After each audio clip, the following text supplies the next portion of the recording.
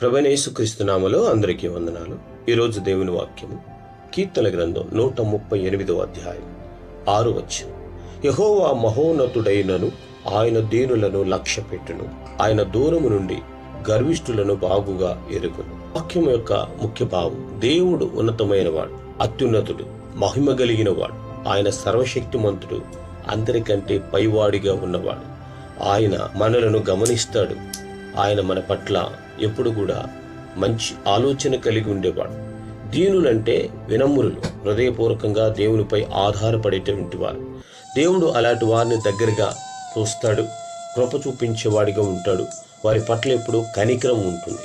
వినమ్రత దేవునికి దగ్గర చేస్తుంది. వినయము దేవుణ్ణి మెప్పిస్తుంది. కాబట్టి వినయము కలిగిన వారిగా మనం ఉండాలి. అయితే గర్విష్ఠులంటే తమపై తాము ఆధారపడేవారు, దేవుని అవసరం లేదనుకునేటువంటి వాళ్ళు, అంటే స్వబుద్ధిని ఆధారం చేసుకుని వారి యొక్క జ్ఞానం మీద ఆధారపడేటువంటి వారు. వారికి సమీపంగా ఉండడం, సహవాసం చేయడం. వినయం దేవునికి దగ్గర చేస్తే గర్వం దేవుని నుండి దూరం చేస్తుంది. ఒక పాఠశాలలో 2 విద్యార్థులు ఉన్నారు. ఒకరు చాలా తెలివైన వాడు, కానీ అతనికి గర్వం ఎక్కువ. అతను గురువును గౌరవించడు, ఎవరి మాట వినడు. మరొక విద్యార్థి సాధారణమైన వాడు, పేదవాడు, కానీ వినమ్రుడు. అతను గురువు చెప్పింది జాగ్రత్తగా వింటాడు, సహాయం కోరుకునేవాడు. కొంతకాలం గడిచింది. గురువు ఎవరిని దగ్గరగా తీసుకున్నాడు? వినమ్రుడైన విద్యార్థిని. ఎందుకంటే అతడు నేర్చుకునే మనసు ఉంది, లోబడే స్వభావం ఉంది. అదేవిధంగా దేవుడు కూడా వినమ్రులను దగ్గరగా తీసుకుంటాడు, గర్విష్ఠులను దూరంగా ఉంచుతాడు.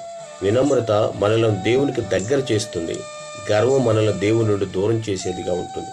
మన ఆత్మీయమైన క్రైస్తవ జీవితంలో దేవునికి ఎలా ఉన్నాం? వినమ్రులుగా ఉన్నామా? గర్వించే వారిగా ఉన్నామా?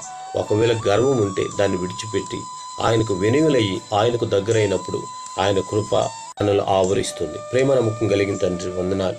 మాలో గర్వం, అహంకారం ఉంటే తొలగించి ఎప్పుడు మీకు వినయం కలిగి కృపకు పాత్రులవుటకు సహాయం చేసి మహిమ తెచ్చుకోమని యేసుక్రీస్తు నామములో అడుగుచున్నాము తండ్రి. ఆమేన్.